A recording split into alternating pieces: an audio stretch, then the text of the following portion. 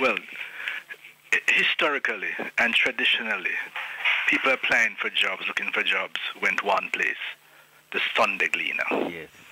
I mean, nowhere else.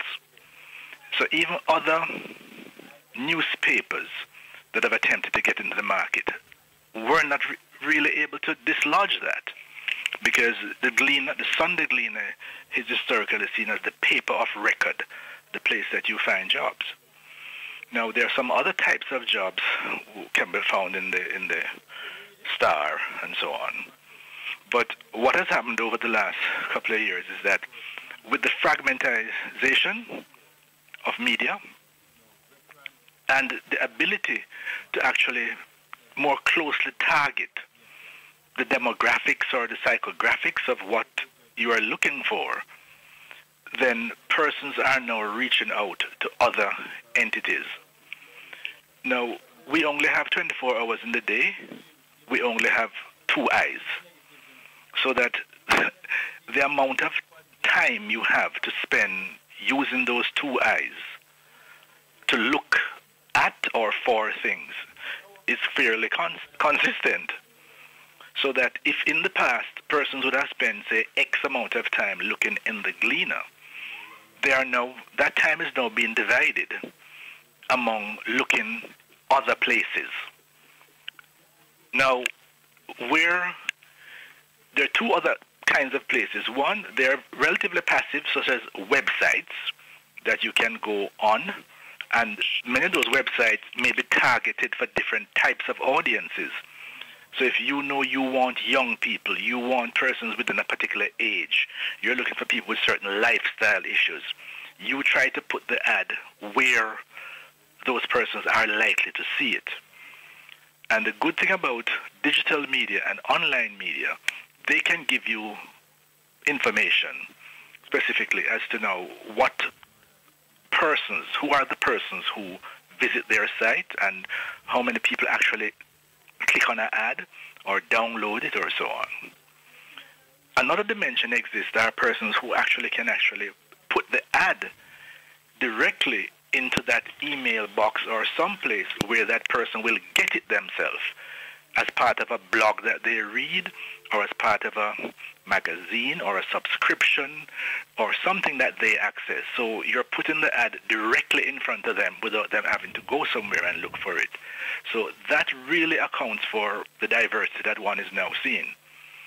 We still have some old media people or entities that are committed to, because they have it in there, it must be published in, yes. So and so.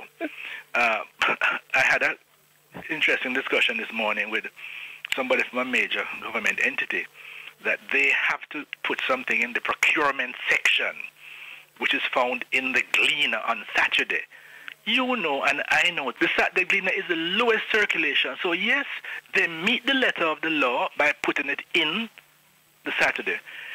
So when they actually sent me an email, to make a generic email, so no disclosures, telling me that they have something and where it should be found. No, but they couldn't send it to me because they have. But even though the very same people you send all the email to, you couldn't send the ad to them because the rule says you're supposed to put it in the Gleaner on a Saturday in that section.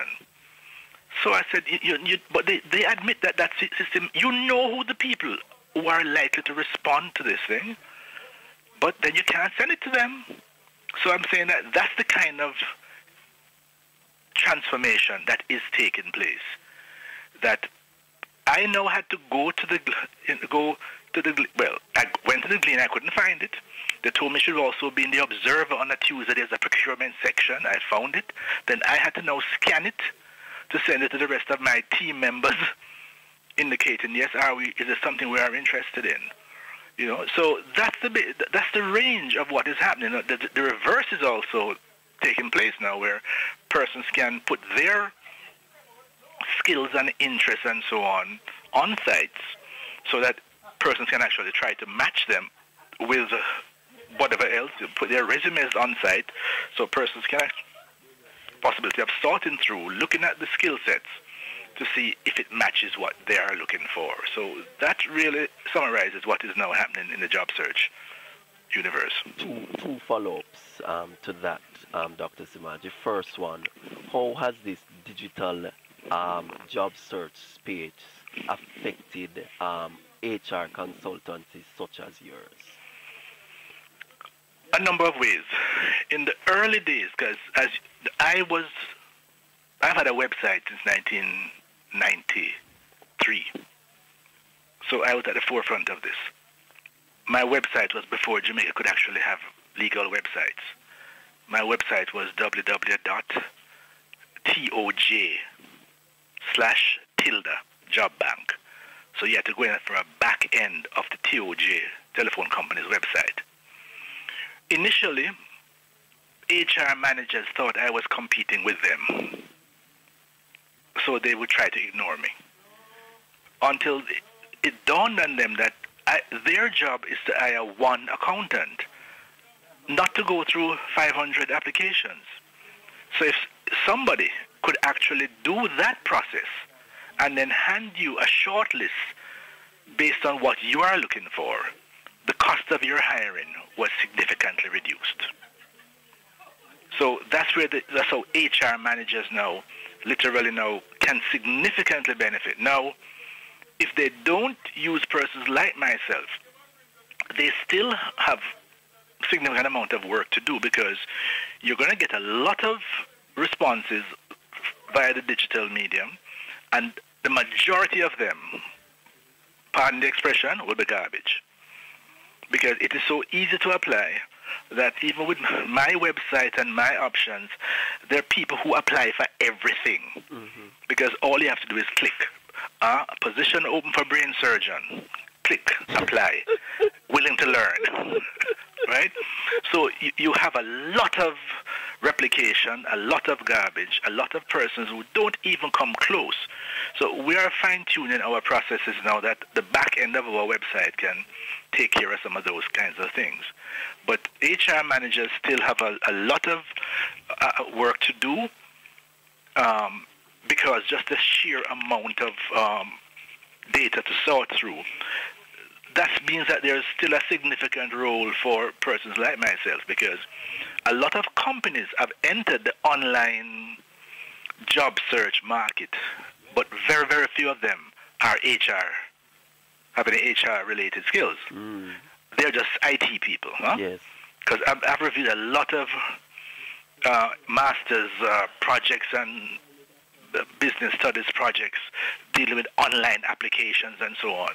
So yes, they can do the algorithms in terms of the matching and the sorting and so on, but the issues related to human resource management, human resource development, skill and competence tracking and so on, that is to a large extent missing from a lot of the sites. It's just getting data up there, so someone has to download that data and then sort through it. At the end of the day, you still have to do your shortlisting and interviewing to see if you have a match in terms of what your needs are in the organization. My final question now is two-pronged. What, if any, correlation can be made between, in particular, the youth unemployment rate and the easy access with which young people can now access these jobs? Because the biggest complaints among university graduates is that they can't find jobs, but no, they don't have that excuse because they can go online and have easy access. Is that affecting the unemployment rate among young people? Very good question.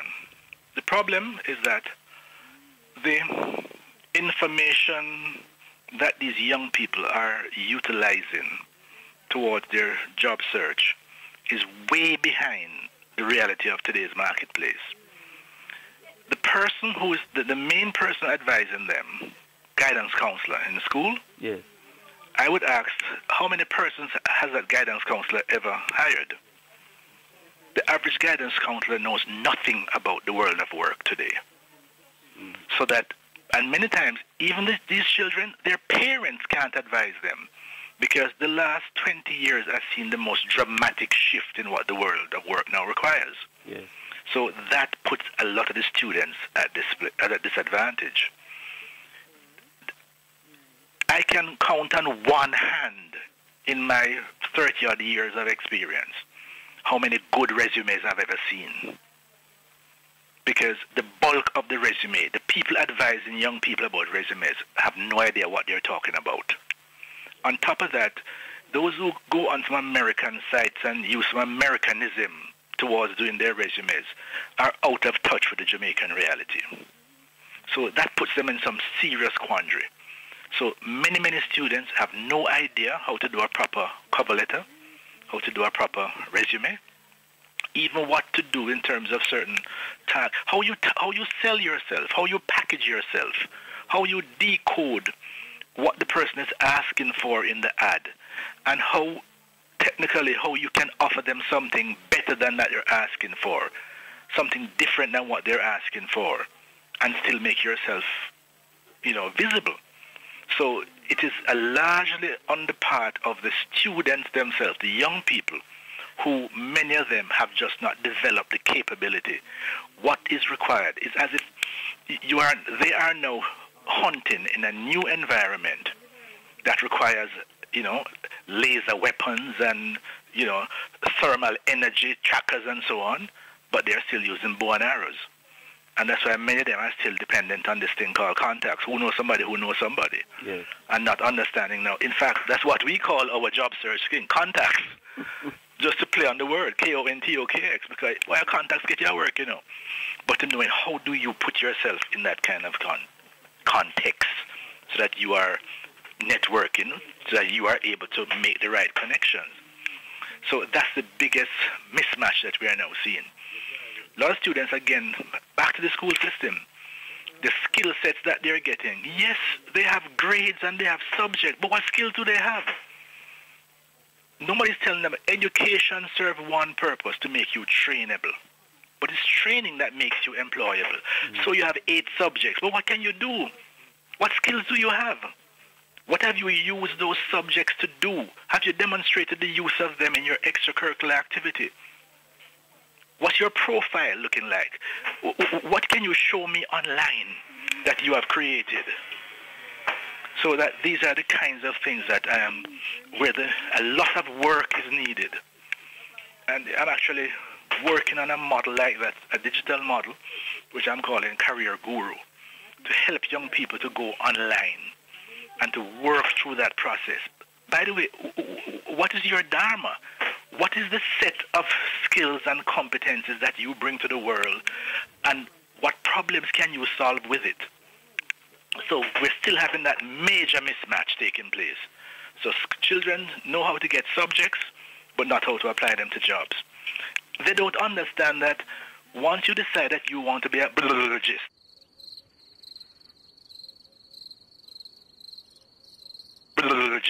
whatever that is, it is your responsibility to figure out who will hire you. What will they pay you? How many are those skills? So the students now leave schools with their 9 subjects, go and pay for their expensive degree, then pay for their expensive masters, but nowhere along the line did they do any market research to find out what is the need for that expensive education that you're going to pay for, and have no idea how you're going to apply it and what's the demand for it. So a lot of work is still needed. And that's our area that I think to bridge that gap between that large group of bright young people and the needs of the workplace and the needs of the economy, that gap is not being bridged.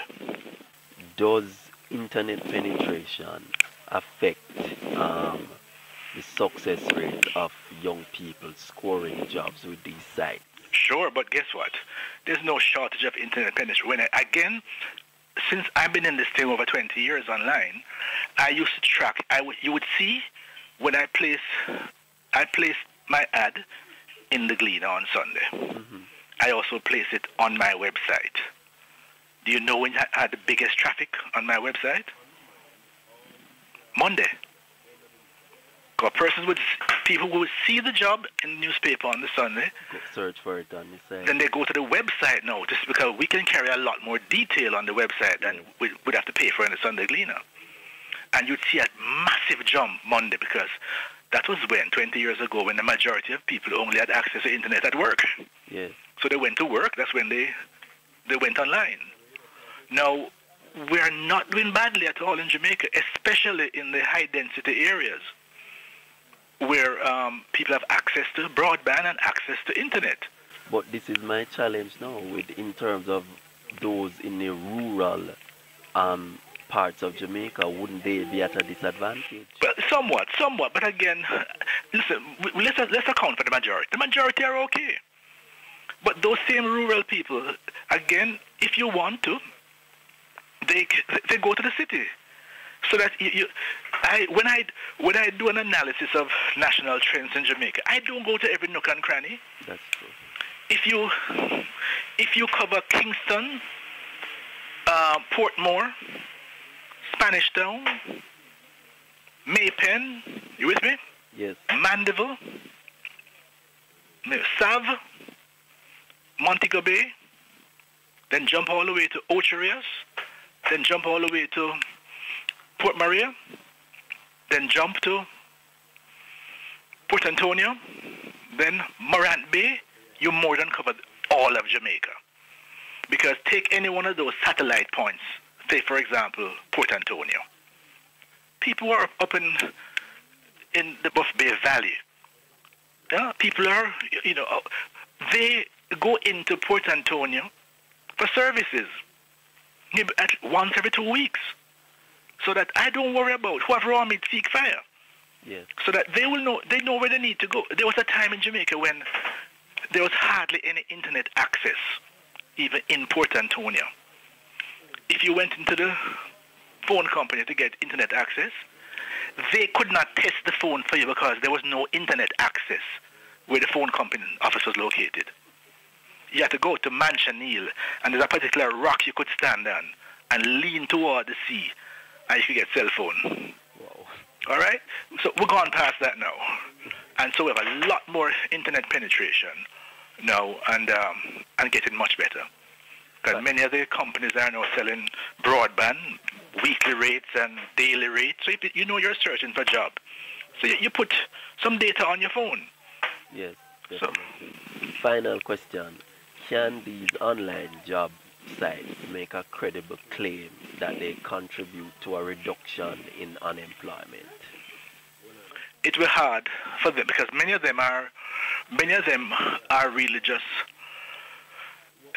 linking. Jobs are posted, then persons download.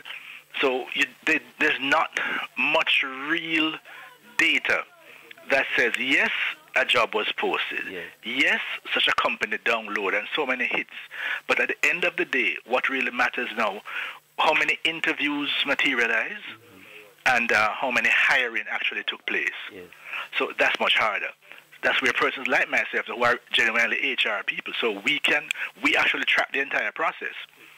So when somebody advertises through us, we can track the process directly, because we do not have open, anybody can just post anything on our site. We have to give them permission, because we are the brand name. We can't allow ourselves to be implicated. Say, for example, the Gleaner will take an ad for almost anything. Before something is on our site, we have to vet it first and approve it. So because it is our name being associated, well, Dr. Semaj, it's a job bank website, I got that job. The turn is some scam. There are many things we turned down. We said, no, go to Gleaner with that. We don't want to be implicated in those kind of things. So yes, it's very hard for them to make claims because they don't really track outcome. They just look at hits, because many times hits do not necessarily translate to revenue. All right, Dr. Semaj, I really appreciate you speaking with me.